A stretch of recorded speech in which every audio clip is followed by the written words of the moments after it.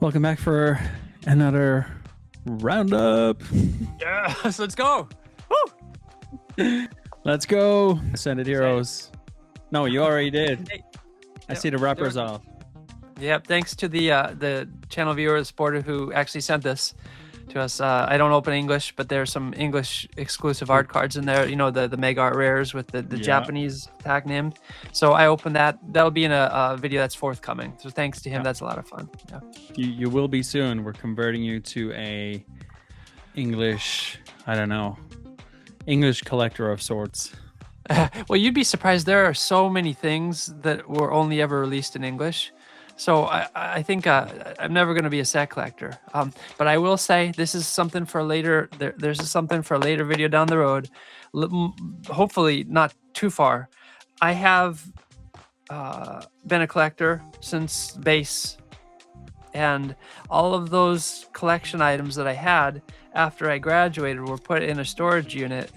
And they are still in my possession. And they haven't been open for almost 20 years now. So at some point, you know, I might have more English than you. We'll see. You don't have to give away all the location of where things are, but yeah, I want to see like opening, what's there, like humidity levels, check for mold. I want to see it all, and then I want to see what you're gonna do with it. Yeah, apart from the restroom breaks and having lunch and dinner, you're probably gonna get to see all of it. Yeah, we're gonna do videos of everything. Yeah. What? Yeah, I might have to. I might have to join you for that trip. Let's talk about it. I might need some you know, backup if there's some pricey things. You know, I will say where the stuff is located. Can I say firepower on YouTube? Is that okay? There are lots of arms to say where they're located, so it's definitely in a secure location. Yeah, I'd probably bring my car along that trip. My car is like getting restored, fully armored. Sure. Are you gonna get it graded? It's expensive. You can have the world's first BGS 10 graded car, right? That's what you're going for. I think that's what people know are after, right? It's being restored as we speak. There's like I've got to send you a photo update. Like it is. It just looks like it's ridiculous. It's completely stripped down. Like it's so silly looking, but yeah, it's gonna be exciting to get it back. Anyway, back to the cardboard stuff. Yes, sir. Yeah, and I think I watched the video very quickly at lunchtime. I won't say what creator it was, but he was just referencing, like, you know, this, whether you want to admit it or not, it is, your card collection is a business. Yeah.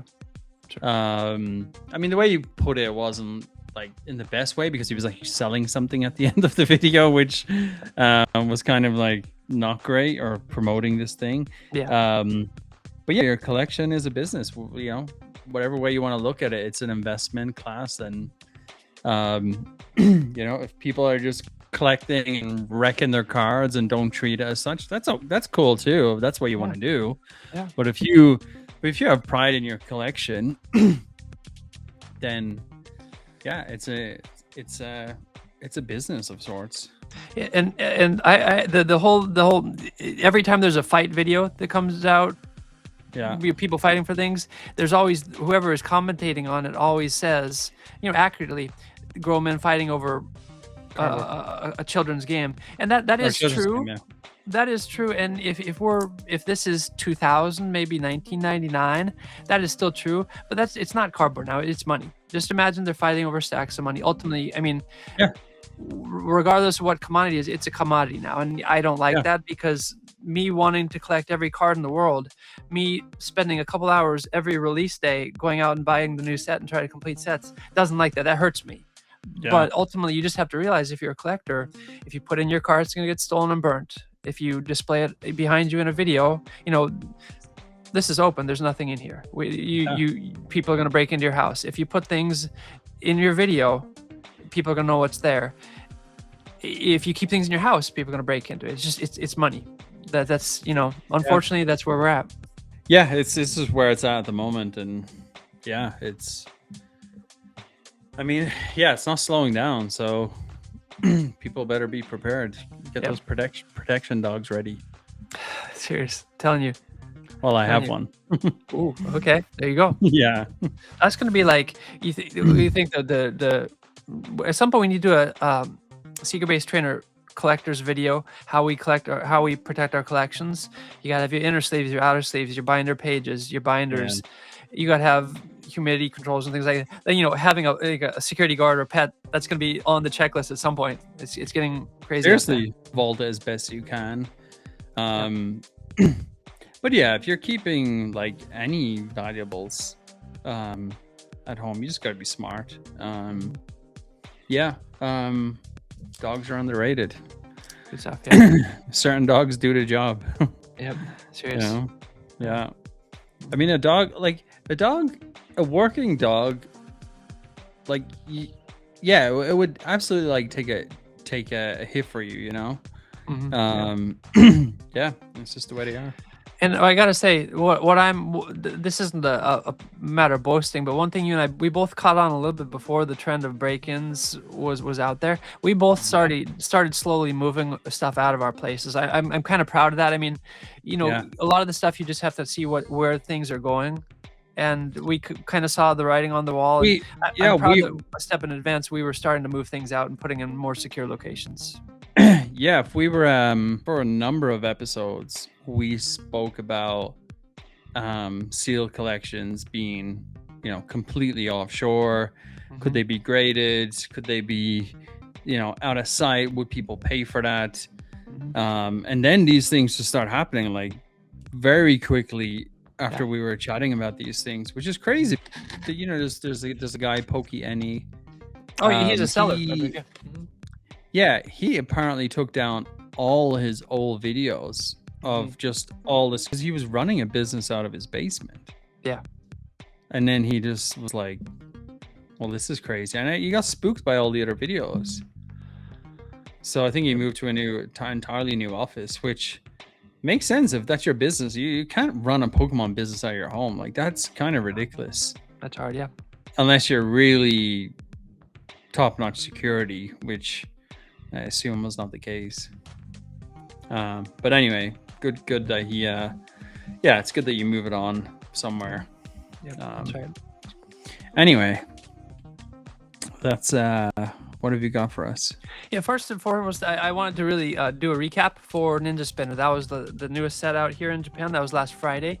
We had our release date, and that is, of course, the Gekkoga, the Greninja set. Okay, so it was, going in, I thought, if you remember Scarlet and Violet, we had the Greninja, the SAR that was extremely in demand, and it wasn't for a while. I mean, I got lucky. They had this campaign where you buy, 10 packs and you get a promo pack. And I went into shops and I said, can you give me 10 packs out of a new box? And they'd crack a box open for me. I'd go in the corner, open the packs, and if there wasn't the hit in the box, I go back and say, can you give me 10 more packs from that box? And I keep getting the promo packs, and I got the Greninja out of that, spent like 25 30 bucks.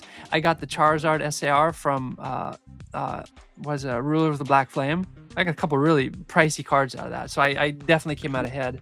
But after the fact, it blew up in price, and I was thinking, affection, affinity for that card would make this pretty desirable, but it really hasn't. It really ultimately comes down to the Mega Greninja. Alex Cook and I think it was State of the Game 3, he mentioned that this could be very good. It had the same ability as one from the Break era of the game. Yeah. And we actually had him on for a State of the Game episode 4. That'll be out soon. But he said that this could be a good card. But beyond that, it really has dropped off. And I got to say, so on release day, I got 2 sealed boxes, 72 loose packs, opened a bunch with my kids. I saved 1 sealed box for the collection. Thanks to GM ruining my finances. I'm all over the place now. I'm in trouble. Yeah. But so out of 102 packs, what's ridiculous about the 102 packs, that's over 3 boxes. And Alex has told us years ago you could buy 1 or 2 boxes and complete a set almost. Yeah. I came out of, this is including secret cards, there's 120 cards in the set. I got 94 cards out of 120. And that sounds great, but 83 of those are just the common cards. Right. So we're talking 37 cards 37 cards are, we're approaching a third of the box is cards that are limited in the number that can appear in any single box. And that's really not good. But the good news about this set is everything's cheap. It's just really the MUR, the gold card Greninja at the top, and then the SAR Greninja. And thereafter it drops, we're talking maybe $20 the most for valuable cards. So, you know, I went from 94 last week. I went and I hopped in. I spent about $35. I grabbed 13 more singles from the set, just what they had available. They actually had it on discount as well, about below market price. So I'm at 108 out of 120. So I'm not going to open anymore. I'm done. I'm going to buy the last 10 cards I'm missing, and then just sit on the 2 Greninjas until, you know, I have the pocket money to be able to get them. So yeah, that makes sense. Yeah, that's good. And on release day, there weren't people lining up behind me. I didn't see a lot of people here and there. It's apparent that this isn't a massive set in Japan. There's some good cards, like there's a trainer's called a red card that has some disruption functionality. The Gekkoger, I got a couple of these, the Greninjas. I got a couple for myself to put aside to play with my son. I want to see if it's a viable deck. But it's kind of a welcome respite. I'm not buying 15 boxes. No, not for this set. Yeah. This is going to be the same with Perfect Order as well. This is anecdotal, but there's a channel that I watch sometimes. He's been in it quite a long time, called Carton Night. Release day, he'll put out this big video. He'll open cartons of these, and he'll share his data, pull rates. And because even with a single carton, it's not enough to be conclusive. Yeah. But you can kind of trend towards a mean, and he'll share his results every time. That's interesting. For the carton he opened, he got 0 of the Greninja MUR, the gold card. He got 0 at the top there. He pulled 3 SARs. I don't remember which ones he pulled. And then you go down the line. Everything is pretty standard. The thing that's interesting about this set, and I don't recall this having happened before, at the very bottom of the list here, there's what's called a Sanmai Bako. And it's essentially a 3-card box. Sanmai Bako, actually, you get a combination, like 2 SRs and an SAR. And in times past, if you get 2 SRs in the box, you're done. There's nothing else. But he, at a rate of 8.3%, he found that these boxes exist this time. Okay. And so in my case, on release day, I actually pulled one of these boxes. The single sealed box that I opened was a Sanmai Bako. I got 2 SRs, and I was thinking, okay, we're done. And I was speaking on the video in that regard, but I think it might have been the last pack. It was an SAR. And so, 1 out of 12 was his, 1 card. It's hard to say, but it is exceedingly rare, it appears. And I got one. So maybe all of these are 1 SAR and 2 SRs, but that's something that they're doing in Ninja Spinner that they haven't done in sets before. Yeah, the data is getting a bit all over, especially with the English. Its pull rates are super hard. Yeah, it is. They know they can exploit the customer base, unfortunately. So thank goodness with this set, apart from those 2 cards, everything else is quite affordable. I mean, I've been hearing a lot of people are just not going to stock up on this. So I'm doing what I can to get in early, but then just like hold it there and go back. What I want to do is, I have a feeling that Japanese Inferno X is going to be well sought after. So I'm going to try and get some Japanese boxes. It's just a way cleaner card than the English because of the text. What is it, over the face of Charmander in that one? Yeah, exactly. Okay. I don't think people realize how clean that card is in Japanese. Yeah. I like, just out of like the last Japanese sets I've seen like that, I just think people are going to go back to that. Like what's happening with 151 now. People are like, they just want anything to do with 151. Yeah. And it's going to happen where people are like, oh yeah, remember that Charizard? And like, oh, the Japanese one has the best version of it. And yeah, I want to be sitting on boxes when that happens. But I also want to get the card. No, I don't want to buy the card. I do want to pull that card. Yeah. So I want to figure out a way to get at least 10 boxes. Okay. I don't think you can see back here. I have 4 boxes that I've opened here. I think in total, it approached 10 boxes. I don't remember how many exactly. I never got it. So I'm kind of at a loss. I'm thinking maybe I'm just going to cut my losses and buy the single at some point, because you got the MUR in there as well. The MUR is that single is just going to grow probably every month or two. That's the problem. Yeah, get it. Yep, get it if you can. If you want it, get it now. Yeah, for sure. Yeah, in a raw, it's expensive. I don't know what it's going for in a 10 in Japanese. Yeah, the 10 is silly. Yeah, but and once you get it, like you said, if you get the boxes themselves and hold on, that's a good investment for the future. We're very early in Mega, and you can say Brave and Symphony, the first 2 sets from this era are okay, but I think Mega Dream has a lot of interest for me because the initial round before the reprints, it had the Chinese error cards in them. And homie, if you want to talk about a rare card, I think the error card version of the Charizard, the Mega Attack Rare, the Charizard, in Mega Dream, and Mega Dream EX is pricier than the Phantasmal Flames Charizard, I believe. Ooh. It's extremely pricey. They're error cards though, so they're out there in fewer numbers. I think Gengar, and then Charizard. I don't know about graded prices, but raw they're pretty pricey. So if you're buying first print boxes of Mega Dream, I think that's a great set, and I really like that set. But I think probably overall going forward, like you said, the Inferno X that's going to be the best set thus far in the Mega era. Yeah, for sure. Yeah, homie, you gotta post me. I don't know if you posted my loot. Oh no, yeah, okay, incoming post. We need to do that, yeah. And we actually, I just want to shout out to everyone really quickly. We have a page on Instagram and we have a page on X, and we really like engaging and putting news out there. But I'd be interested in hearing from you if you do use these social media platforms.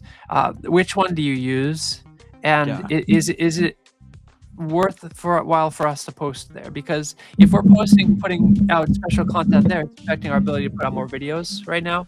So if you would like to see us post there and on a particular platform, please let us know. Yeah, I mean, I really don't look at X at all. I think Instagram has it seems like most collectors are there with their pages. But maybe we'll just go, Instagram. Maybe we'll see. Yeah. Or maybe we start a TikTok shop and go crazy. Guys, going live in 10 seconds. 10 seconds. Yeah. $20. Who wants 20? We're going 20. We got 25. All right, let's go. Woo, you got it. Those guys, they're like, the I don't know, like they're missing a few screws, like the ones who glue the packs and then pretend that, and then they've messed up the order of the cards, and one card is missing. It's so dumb. Yeah, I mean, we have talked about maybe doing a second channel at some point, for other collecting things, because we're into Star Wars, collecting vintage collection figures, and I'm getting into Magic the Gathering. I'm trying to push you into that as well. You got some Ninja Turtle figures and things like that. Those other spheres don't have the same issues, really, especially to the same extent that Pokemon does. Pokemon has a different. What about One Piece? Aren't you a big fan? Yeah, I'm okay. I'm not I think one of the people who you and I watch, he calls them healthy women. Rudy cracks me up. But I just, One Piece, I tried to get into it. Japanese anime has this, it's called filler, where Dragon Ball Z was notorious for this. They'd have one fight scene, which in real life would take 30 seconds, a minute, but they drag it out for 4 weeks, one fight scene with just filler and recaps and lots of conversation. One Piece had a lot of that I watched, and I couldn't get into it. And just something about the live action was pretty good. I saw the live action on Netflix. Yeah, but I'm not a big fan of the healthy women. Yeah. I don't. That's just not. That doesn't really appeal to me. And maybe if you're into One Piece from the start, maybe the card game has more allure. But as like an investment vehicle, I'm not into Pokemon because I'm trying to make a buck. Yeah. So, definitely think, you could make some money in One Piece for sure. But yeah, I don't know. If you start collecting, homie, I'm definitely down to watch. Yeah, I don't know. I feel like it's. Yeah, I still don't know much about it. I noticed that there were some crazy cards in some of those booster boxes. Yeah. Just haven't been into it, but it would be nice, like what's happening now with some of the Magic stuff. Like, hey, you can just go on and buy a box. You don't need to worry about it. Yep. It's like, hey, there was a pre-order up the other day. I was like, hey, pre-order. Great. I was like, it almost tricks you because you think like, why is this even available? Because you're so used to seeing everything sold out, or you're in a queue, and then like something happens where you can't even leave the browser window for like 2 minutes, or you lose your place in the queue. Like, it's insane. Yeah, it is. Yeah. Pokemon just need to have a membership, and they would make even more money. Like, just a very simple annual membership that guarantees you, access to 1 or 2 limits per set. That's all it is. Yeah. And then that would eliminate like the scalpers and the bots, because they wouldn't be able to. Scalpers won't want to do that. Even if scalpers were charged $10 to go into Walmart, they won't do it. It's like sure. They're just like fighting each other to get these like goofy tins, and it's like yeah, those videos are insane. Like, whoever gets to the row first can fill up a whole trolley full of this stuff, and just that's it. There's no limits. It's so ridiculous. Yeah. It's embarrassing. Yeah, it is. It's really embarrassing. Yeah. And I hope to get nuked now. If Perfect Order is a dud, and then they're like in Walmart, and I was like, go for it. Take the whole shelf off. Like, no one's buying it. Sure. That might happen. That'll be interesting if that happens. Yeah. Because they will lose a lot of money. If they usually flip within a few weeks. If they can flip that product in a few weeks, they're going to feel it. It's coming out a lot quicker than expected. Sure. I'm still waiting on Ascended Heroes like bundles. Yeah. There was no booster box, but that's like super delayed. But this is likely to ship next week. Ooh, exciting. Cool. I feel like I like a nice green set. I think the artwork is not as good as some of the other ones, but it's decent. Yep. And you get with the Pokemon Center exclusive. Is that the one you got? Yep, it is. Because that's always going to have the Pokemon Center stamp on it. That's between the 2 versions. That's always going to be the most valuable. Exactly. I only have one ATB that is not the same shape, and it's a Crown Zenith, and that's the only one that was like it's extended for some reason, but everything else is the same size, which is sweet. Like all the old ones from XY, they're all the same size as the new ones. Wow, that's so good. Yeah. Oh. Yeah, it's nice, homie. Yeah. Need to get you into this world. you got one behind you now. That's a start, even though you opened it. It's like the ETB game is fun. Yeah, it is. Yeah, for sure. This one, the Ascended Heroes, they have a pamphlet that shows you all the cards in the set. That's a really meaty set for English. You guys are gonna have a hard time collecting that. That set is gonna be probably the best set of the year. Yeah. I can see like it's totally stacked. Yep. I think it'd be harder for them to print a better set than that this year. Yeah. They're gonna, English. Yeah, for sure. With 30th, they're gonna concentrate a lot into a very little space. And so I think on the 25th they had a very small set, had some mirrors in it, and they had a promo pack, and it was a very small set. You could fit them on a couple binder pages a piece, but it was so small it almost felt like a subset, like a little mini set, as opposed to a proper set. Ascended is meaty. It is the largest English set ever released. Yeah. I mean, it has everything from Mega Dream EX to the Start Deck 100 I can't even get now in it. That's a hard set. It's great. I just like, but they're so funny. There's no booster box. Yeah. Wouldn't that be for nice? that set. So you end up with these little bundles. Talking about things that have been happening in Japan the last week, Rakuten is a major online retailer in Japan. I'm sure you've heard of it, and a lot of people out there have heard of Rakuten. They sponsor a lot of events, and I believe they have a presence overseas as well. But Rakuten Books is one part within the larger company, sells Pokemon cards, and they'll do pre-orders and things like that. But this past Tuesday, I believe it was, Rakuten Books did a mass sale, 10 a.m. mass sale. It was announced in advance of everything going back to Heatwave Arena last year, Team Rocket, Prismatic Evolutions, Arturas Fest EX, everything up until Mega Dream. And so I hop on at 10 a.m. I think, okay, I'm going to get some stuff. And I have every window open. I hop on, and online people were saying, this is a reseller exclusive sale, right? And that's what it turned out to be. When I hopped in there, everything, we would expect the popular things, Mega Dream EX, Inferno X, those I couldn't even get in. I refreshed the page and it was just perpetually loading. The other thing that happened this week in Japan, the special boxes actually had another lottery, homie. What? Yeah, the Pikachu special boxes. Hiroshima, Fukuoka, yeah, Tohoku.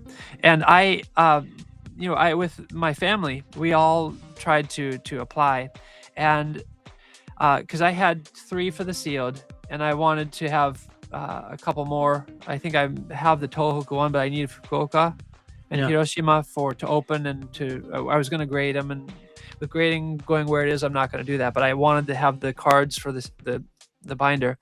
Yeah. And between all of my family members, we had 9 applications. This is not me, but my family members. We applied for 3 family members, and we applied for each of the 3 boxes. Only one of us out of the 9 we got 1 box. Wow. And on social media, people were saying it was like a 40-50% rejection rate. It was probably more given the fact that we only went 1 out of 9. Yeah. But yeah, they had that, and it's probably done. But so it's come and gone. Special boxes are kind of flatlined at 20,000 yen. Like all things, they'll probably go up, but if people want them, it's still best to get them now. Yeah, I'm gonna try and get them at some point. I think the only one I really want is the Kanazawa one. Yeah, the Kanazawa one is the one directly before. We're talking Sword and Shield. The one previous didn't have any in Scarlet Violet before this. It's hovering around. It's got to be about 1,000 US. I don't know. 13,000, 130,000 yen. Yeah, that's the last one, and that's expensive, man. That is like a month's salary for a lot of people or more. Yeah. But that's the last one before it gets really prohibitively expensive. The next one thereafter is double the price, and it looks like a rocket, thereafter. So that's the latest kind of release thing here in Japan. A couple things, the last 2 things before we wrap up. We have a couple exclusive releases back in China. Okay, so the first one, China is releasing, I believe it's Wave 5 of their Gem Pack. Yeah. Okay, and I don't particularly like this. I'd like to go back and get the 151 Chinese boxes. I think that would be cool to have one of each of those. But these are notable because they actually feature Chinese exclusive art cards with the current cast of the anime, the Japanese anime. So I don't remember which wave it was that had them before. I think there were 4 exclusives before, but this time as well, there are 4 new exclusive cards that are only going to be found in this box. Yeah, some gems and Chinese sets. For the life of me, I don't know why. Because they feature the anime characters. For the life of me, I don't understand why they don't put it out in Japan. Because it definitely isn't performing as well as the era when they had Ash. But it seems to be a China only thing. And then the last thing is this is exclusive to Hong Kong and Taiwan. Chaos Rising, and this is probably going to come to the States as well. So for now, it's Hong Kong, Taiwan, but this is likely going to hit the States. It's going to hit you guys as well. These build and battle sets. Yeah. And they're good for pre-releases. You go in and you play this pre-constructed deck, and they're fun. But the thing I hate about these particularly, they have 1 of 4 exclusive promos in them, and 2 of them are usually art exclusive cards that are only going to be found in these boxes. They don't hit Japan, so it's kind of a crapshoot. Do you roll and hopefully you get all of them, you know, or do you pay twice the price from on the secondary market? These do have 2 of the 4 again are exclusive, you know, art cards. Yeah, I've seen these around. I'm kind of not getting into those build and battle or any of the other kind of box sets or tins. The one thing, if I were gonna be a collector of English, the tins, they're unwieldy, they don't stack, they're hard to display. The Chaos Rising, like this Chaos Rising, the build and battle, it's a set, it's a uniform size. The thing that's nice about these, if you were gonna say, I like ETBs but they're too expensive or they're too large, this would be a good, like if you want to collect one thing of every set, the build and battles would be a good alternative. You know, so I want the cards inside, but this, if people wanted to collect one thing of each set, this would be a more affordable way to do it. That's it for us here. Not a lot of major news. 30th is still a ways out. Yeah, still waiting. People kind of relaxing with Ninja Spinner out here. We're gonna have a competitive rotation very soon. But it's kind of a lull. Yeah, it is. But it's a good time to kind of tinker away with building stuff in the hobby. So yeah, it's fun. That's good. Yeah. All right. So I think we'll leave it there for this week's roundup. Thanks everyone for stopping by, and we'll see you on the next one. SecretBaseTrainer. SecretBaseTrainer.